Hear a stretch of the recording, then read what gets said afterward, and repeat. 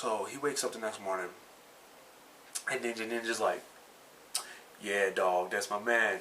Again, Samuel L. Jackson. Imagine what he would say.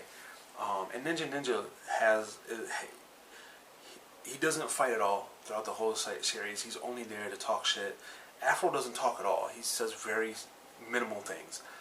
He's got Ninja has glasses. He's got a white afro. He's cool as hell. Anyway, so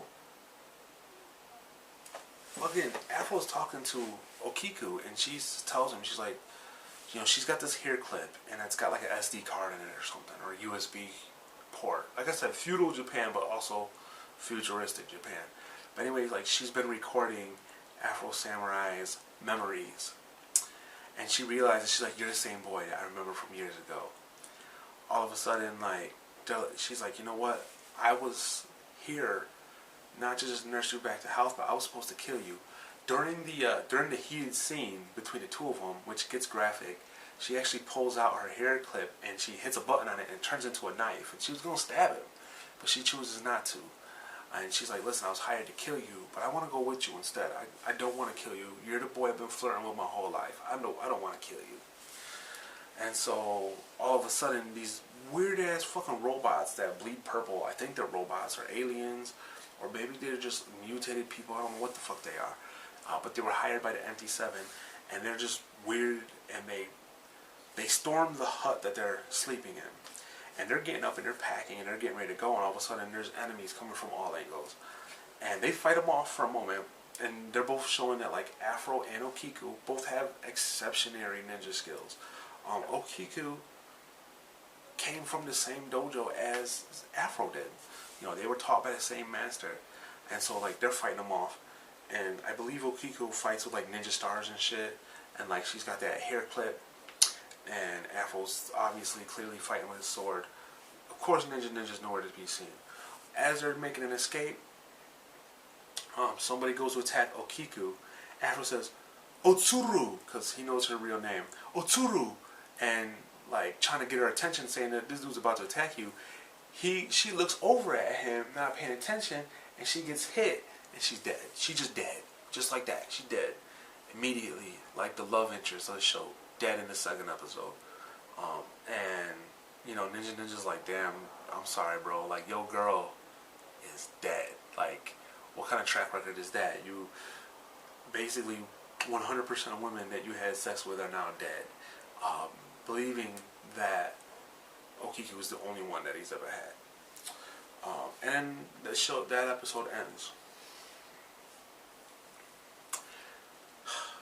I want to talk about the third episode, but I just have such a hard time remembering how they go. The third episode, those robot guys, they grab her hair clip that has the memory downloaded of, no, it was a cell phone. The hair clip had a knife in it, but she had like an old ass cell phone, like a Nokia flip type phone that she could download shit to. And she downloaded all of Afro's memories to it. Well, the MT7, they find it, they take it back to their home base. The MT7, I love them. I think that they're cool as hell. They're like, they speak like Christian evangelists. Like, they got that southern, like, they emphasize their words so well. You know, very charismatic speaking. Love it. But they're, like, clearly not good dudes. Like, they got, like, I'm gonna say whores of the prostitute variety with them everywhere. And there's 7 of them, obviously, and they all have a different number. Brother 1, Brother 2, all the way up to Brother 7. And they're all, the 6 of them look exactly the same. The 7th one is like a giant. He's got a backpack.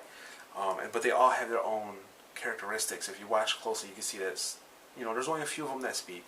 One of them is always listening to music. He's always got, like, headphones on and he's just bopping music. I'm telling you, like, these like are old dudes. Like, you would think, like, old ass monks who are criminals, and, you know, they're going after Afro, not because they're bad guys. They just want that number 2 headband. They're bad guys, though. Yeah, so they come up with this idea. Hey, we got this, all of Afro's memories. We're gonna make an Afro robot. What do they fucking call it? What do they call the robot? But anyway, so they got this robot, and they created it to look exactly like Afro Samurai, and now it's got all of his memories, and so it fights exactly like Afro Samurai. And their idea behind this was, Afro Samurai is such a badass that he is the legend that they tell children for parents to scare them into being good.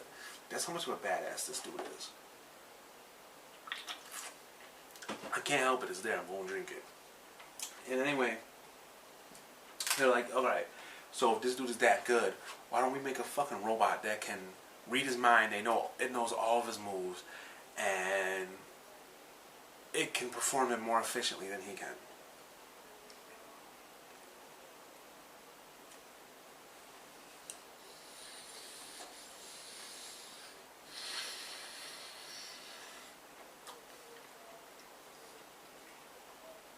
Sorry about that, y'all. Fucking barbecue chicken sandwich. So good. Anyway, so then that's like the whole obstacle. Like they're letting you know that this episode is revolved around this Afro droid that Afro's gonna have to fight.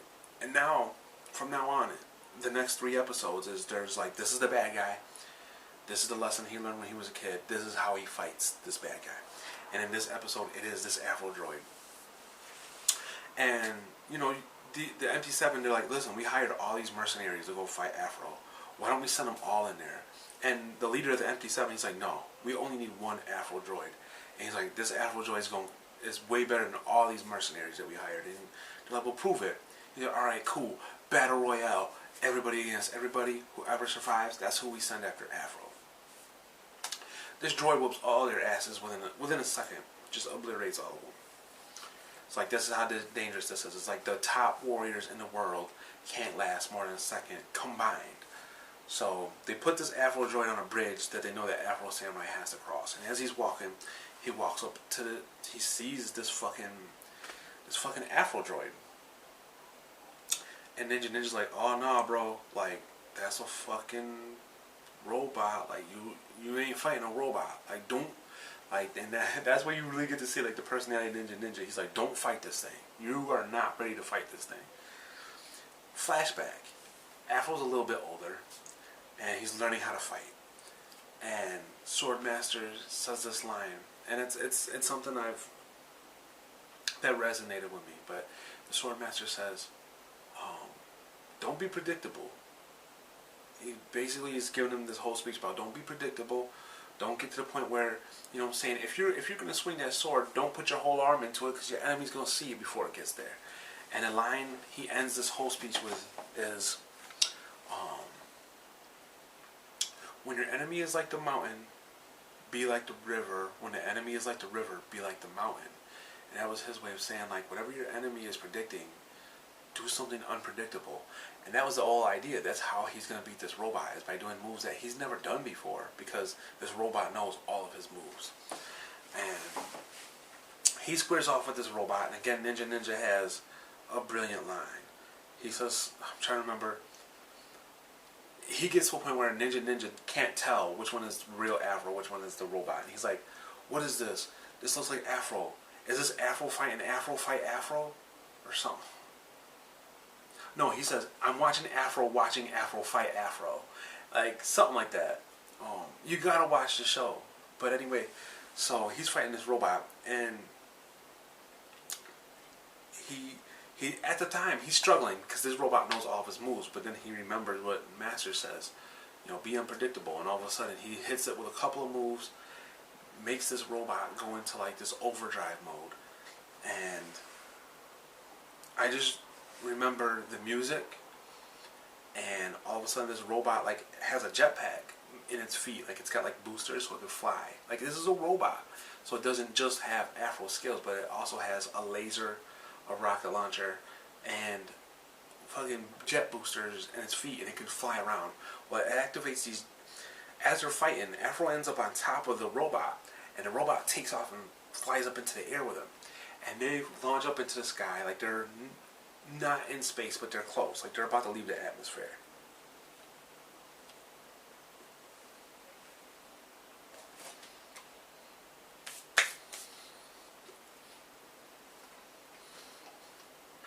I'm not ashamed.